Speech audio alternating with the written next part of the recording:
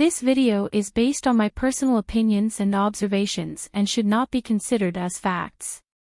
Please watch this video till the end to get the jive of my gist. Thank you.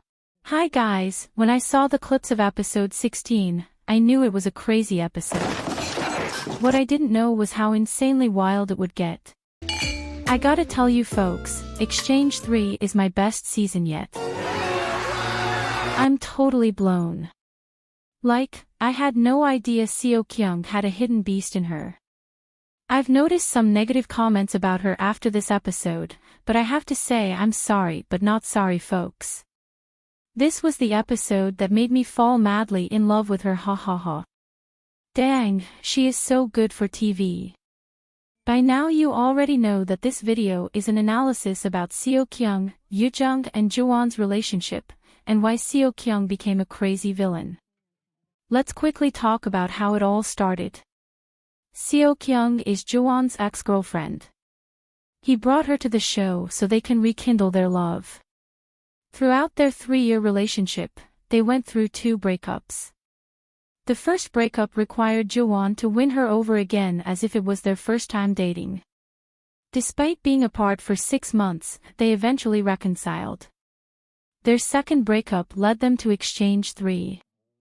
When they first arrived on the show, Juwon 100% wanted his ex Seokyung back and she knows this, but she didn't want the relationship anymore, saying his accusation of gaslighting during their last argument was a deal-breaker for her. A word she claimed she cannot get past to be back in a relationship with him. Meanwhile, Yujung was immediately drawn to Juwon from the moment she laid eyes on him. She couldn't help but gravitate towards him. She was always looking his way, interested in him when he talks and made conscious efforts to engage in conversations with him. All the men in the house were interested in Yujung but she wanted only him. It took him a while to understand that he was the one Yujung wanted. He was actually planning to pursue the newly added participant Sangjong, when Yujung stylishly made him understand that she liked him, and wondered why he wasn't catching her signals. But eventually he did and the rest was history. Their budding romance started. While that was happening with Juwon, Seokyung became interested in Kwangtae, but had little to no interest in her ex. Kwangtae was equally interested in her too until he suddenly decided to go for Yujung. During their introductions in the beginning of the show, Kwangtae once mentioned he liked to get difficult girls. This means he loves to pursue and win. The night Yujung was sending her clear signals to Juwon, Kwangtae caught it and may have initially perceived that those signals were for him, but he eventually found out that the person she liked was Juwon, and still he refused to refrain from pursuing her. This major shift with Kwangtae happened when Seokyung was beginning to like him and develop feelings for him.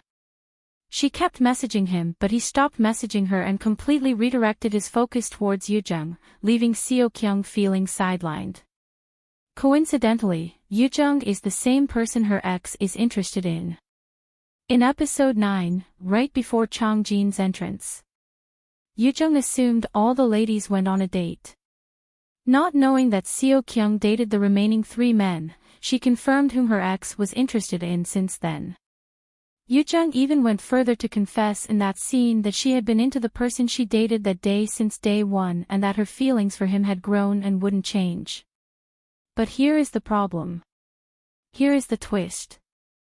Yujung had the attention of the 2 men Seokyung had feelings for.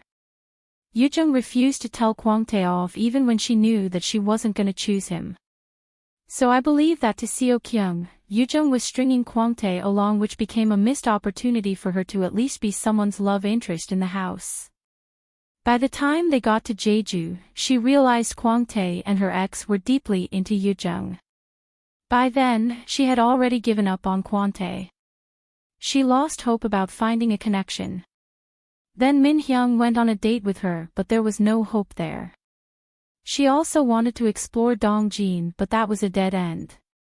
Between all these men, the major guy she genuinely developed feelings for was Kwangtae, but Kwangtae was like a missing dog who refused to hear her calls for him, lol. By the time they got to Jeju, they start revealing in their messages whom their exes chose.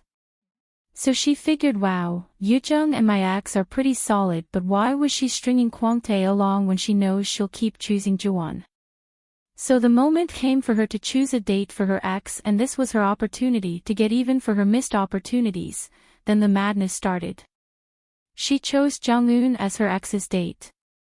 Her intent was to sabotage their relationship, which she clearly later admitted to. After choosing a date Juwon didn't want for him, she proceeded to tell him not to date Yujung outside the show. My theory is that besides Seokyung's jealousy, she saw Yujung as a threat and also as an insincere person because of Kwangtae. So to her, dissuading Juwon from dating Yujung was like payback for swooping in on her chance with Kwangtae, all while she was catching feelings for her ex.